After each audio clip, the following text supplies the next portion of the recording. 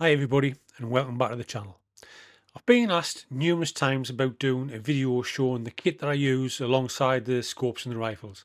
So with the lack of time and lack of greys on most of the feeders, I thought I'd get this video done. But hopefully next week I can get another shooting video recorded. First off is the spotter I use, and here it is. This was made by Hikvison, which have since rebranded to Hikmicro. I bought this one during first lockdown about June 20 I think it was. It's not a bad spotter and pretty much does what it needs to, but tech has advanced since then, so I think it's time to upgrade. So I'm waiting till DNT bring one out and I'll buy one of those and then sell this one on. When this is fully charged, the batteries last about 6 hours if you just leave them on constant, which is not too bad, and it normally does for a full session on the Grey Squirrels. As for recording the side-on shots at the feeder, I use these, and these are the GoPro Hero 8 Black, which I've bought 3 of these second hand off Marketplace on Facebook. Paid between 120 and 150 for each one. If you like recording wildlife, like red squirrels or bird feeders, these cameras and the setup is an ideal way to do this, which I will explain in the forthcoming clips. Now there are a few mounts that you can use with these GoPros, and this is one of the ones that I use quite often. And I do use these with adjustable metal clothes props. So basically you just unscrew that, put it around the clothes prop and then screw it back in again. Dead simple to use. And then you'd fit your GoPro to this bit of the mount there, and that's the job sorted for that. The other one is one of these. Now these are magnetic GoPro mounts. So that's the magnetic part of it. So if you've got a post in the ground, like I have sometimes, I'll put some metal brackets on to the post, and then this just sticks to the metal bracket on the post. These are nice and they're fully adjustable, so you can have it at right angles all the way down. Nice little, they're about 13 quid these, I think. Nice little mounts. On top of that, I'll just put a normal GoPro mount on the top, and then that just means I can position it exactly where I need it to be. And these are by a company called Utebit, and they're a nice little bit of kit. These, they work really well. I also use these for mounting the GoPros when I'm sitting in the hide as well, doing inside hide footage. Now there are a few different GoPro mounts you can get off Temu as well, and this one is a silicon mount, but you can get these off Amazon as well. So these they will fit round either a set of handlebars, or like I do with the clothes prop, you just push them around and then put the mount into the hole, and then you've got your mount area for mounting your GoPro. Nice and easy. So I haven't used this one yet, but by the feel of the quality, it's going to work really well. So I'm happy I bought that. I think it was about £7 off Temu. These are a nice little mount. They're fairly popular as well, so that's why I've bought one. I'll see exactly how good it is, and if it's quite good, I might actually buy some more. I'll wait and see. To make sure that the GoPros are waterproof, I use these cages. Now these cages are from a company called 3brpowersports.com. They're cracking little cages, and basically your GoPro fits inside the cage.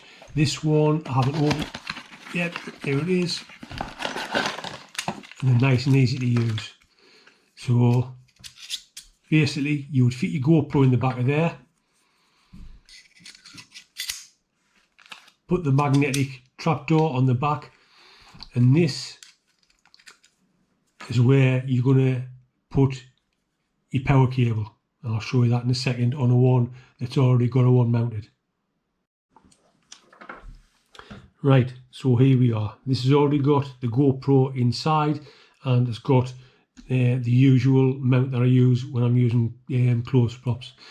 Now here on the side, you've got a couple of nuts. If you undo one of those, you've got a slide bar. Now this is your power cable, and this is what ensures that, along with this bit on the right hand side, ensures that there's no moisture going to get into your GoPro. So you just pull that out, and as you can see, it's got what looks like a USB-C type cable, and that's what fits into the GoPro itself on the bottom. So that will be your power slot in there. Now with this, obviously you don't need a battery inside. So what you would do, you would just remove the cover, the battery cover on the GoPro. It just pulls off, and then you put your GoPro inside of this case, and you can see where there's space for the SD card there. So you just put your SD card in there, and then you'll just put the power cable back in, and then just push this shut and tighten it up. And this ensures that there's no water going to get into your GoPro. Now the reason I started buying these, and I've got them on a couple of different cameras, the GoPro, is I did buy the GoPro remote, and to be perfectly truthful, it's absolutely appalling. So that's why I started using these. Now what I use to power these is a 20,000 milliamp hour power bank with a 256GB card in the GoPro on 2.7K resolution. It'll constantly record for about 10.5 hours without stopping. But what it does do, it cuts down into 11-minute clips. So basically all I need to do is know the time that when I'm shooting, and this is recording from the side, know the time that the squirrel was shot, and then I can just go through all my clips, find the relevant clip, and drop it onto my desktop for us to start the editing. So that's why I do it with this. Like I said, the GoPro remote was absolutely appalling. It just kept dropping out. And bearing in mind, I'm only shooting from about 19 to 22 yards away, and it just kept dropping off the remote. It was terrible. So that's why I do this. It's not ideal, must admit, but it does the job. Sometimes it can be a little bit laborious going through the clips and find the clips that I need, but like I say, it's needs as needs must. Now, to keep the power bank dry, what I'd use is these, and these are tap covers, outside tap covers. Basically all I do is push the power bank in there, turn it upside down, and then I tie it to the clothes prop where I'm shooting from, or what this is recording from. Keeps it nice and dry without any problems. So that's why I use these. They're about a couple of quid off Amazon, but they do the job that they needed to do. Thanks for watching. And if you enjoyed watching the video, please don't forget to like, share and subscribe, and put a comment in the comment box. In the meantime, here's two from the archive for you to watch.